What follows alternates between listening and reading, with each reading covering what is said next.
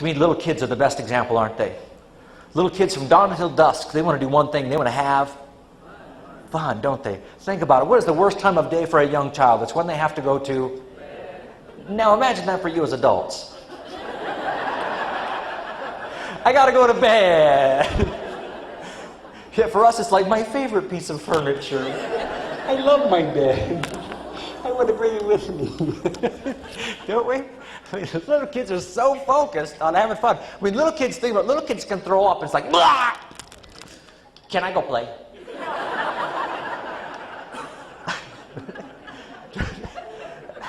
And adults are like, did you know I threw up? It was last week.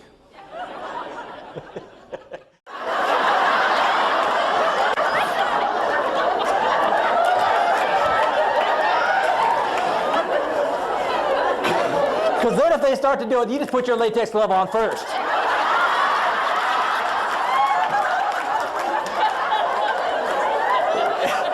Oh yeah. You don't have to say a word. You just put that on, they get all nervous.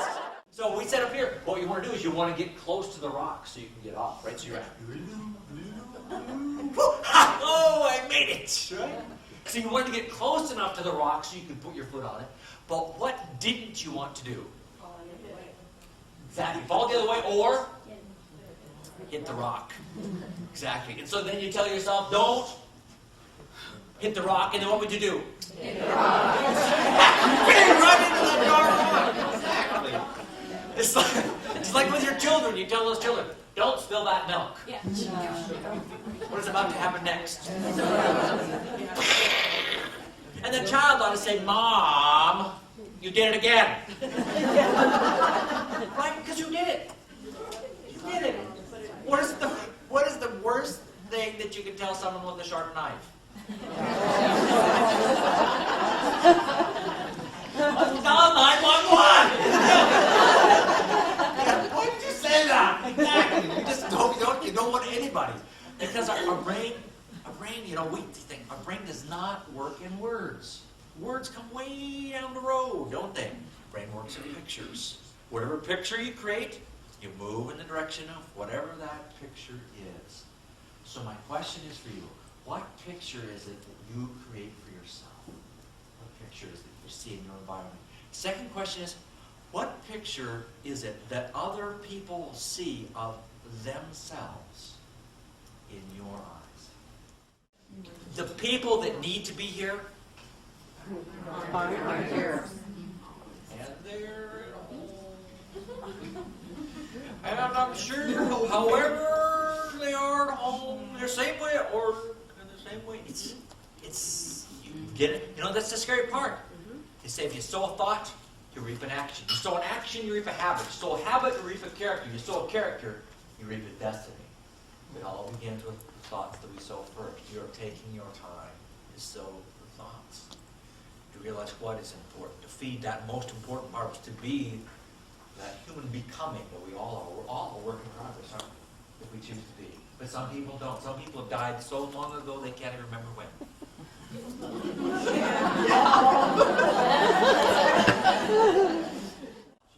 Our physiology is not kept up with changes in our world.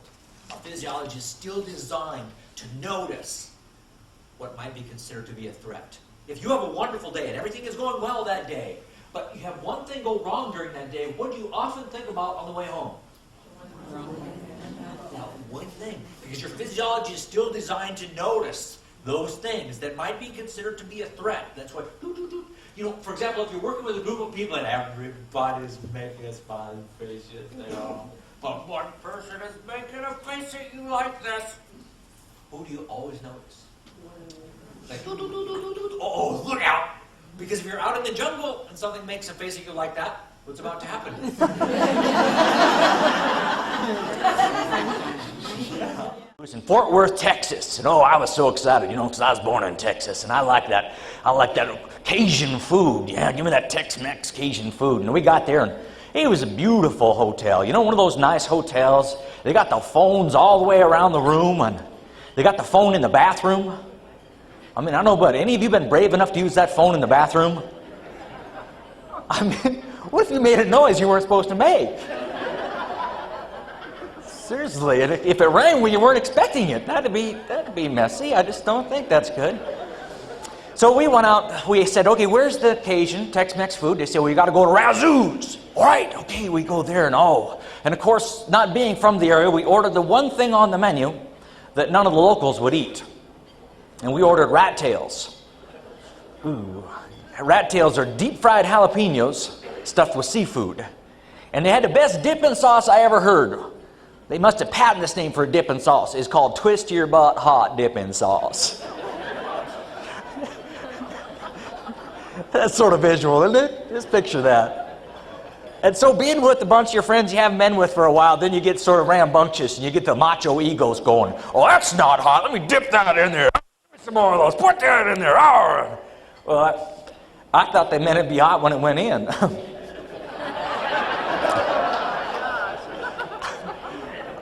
Then you find out why they've got those phones in the bathroom.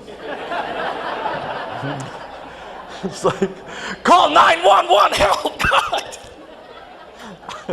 And I was sort of disturbed because here I was going through all this discomfort and my wife was just fine. I didn't really feel good until about halfway through the day when I heard her in there. You know, when you go through that little discomfort, you want somebody else to enjoy it too, don't you? Yeah, absolutely you do. But it's fun to be here. You know, I like the core horse idea. I think that's cool. I'm feeling. A young gentleman came to me, 26 years old. Big, young, strapping Montana boy. He said, you know, it is so true. He said, I was diagnosed with leukemia 6 months ago. I was like, oh, I am so sorry. He said, oh, there's not a sign of it anywhere in my body right now. He says, but keeping a sense of humor made all the difference. He said, when I was in the hospital, he says he was at a stage where the chemotherapy was beginning to lose his hair. And so his sister's there and his mom is there, and he's experiencing it for the very first time, and he's sort of like, whoa, that is so cool. And so he tells his sister, he says, you gotta try this, it's really cool. She's like, no, I don't think so. This is cool, come on, try it. She says, oh, okay, all right. So she reaches up, grabs the tuft of his hair, gives it a pull. Whoa, that is so cool. So he tells his mom, Mom, you gotta try this. This is really cool. And his mom, of course, is like, that's my baby boy. No, I'm not gonna do that. I still have the tuft of hair from when he was a baby. No. And he's like, Mom, really, you gotta do this. Come on. Let's go. Come on. No. Yeah, come on. All right. So she reaches up, grabs about 3 hairs on the top of his head, gives a little pull. It's like, ouch! Quit it!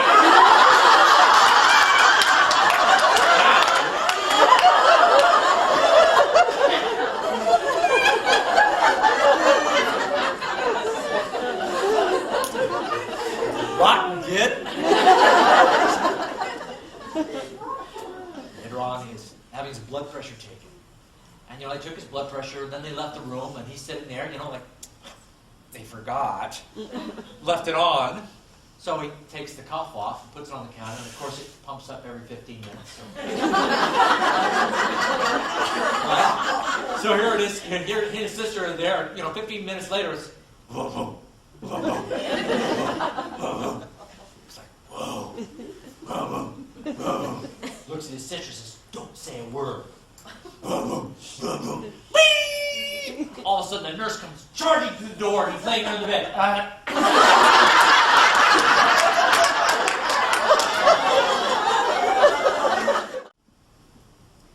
Part of the challenge for all of us is appreciating our diversity. They have diversity training. This is not one of those. How many of you have children? How many of you have more than one? How many of you wonder where one of them came from?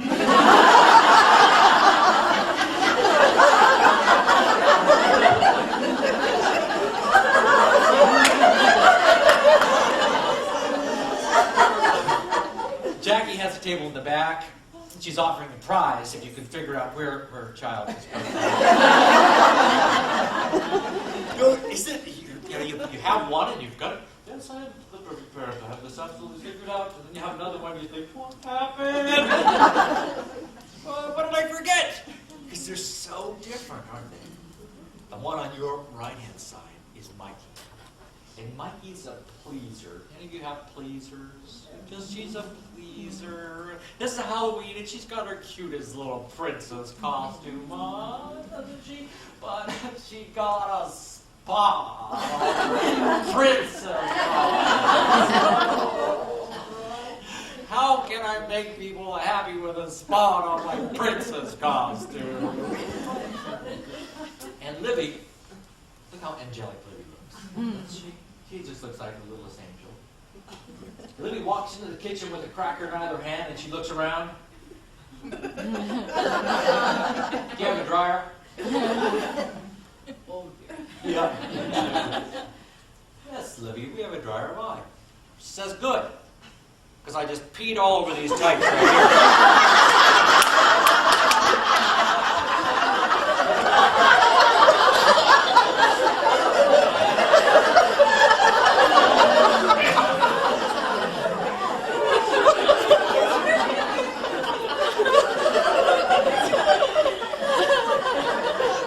Because for Libby, I was having snacks.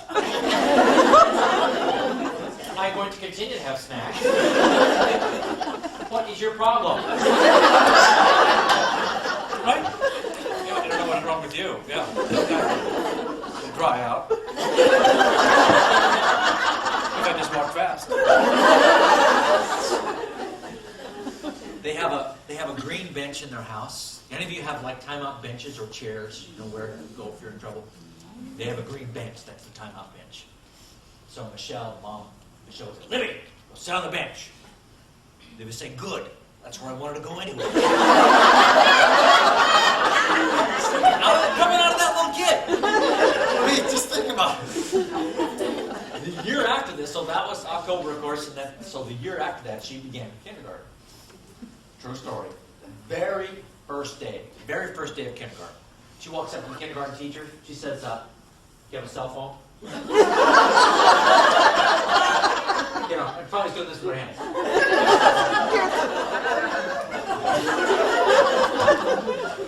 Oh, they are there. Yes, Libby, you have a cell phone line. She says, good. I'm calling my mom. This just isn't working for me. You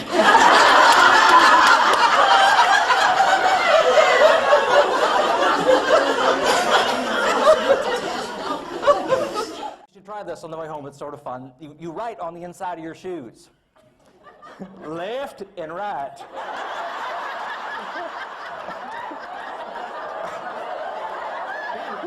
Just try it. And then I put that in the wrong shoes.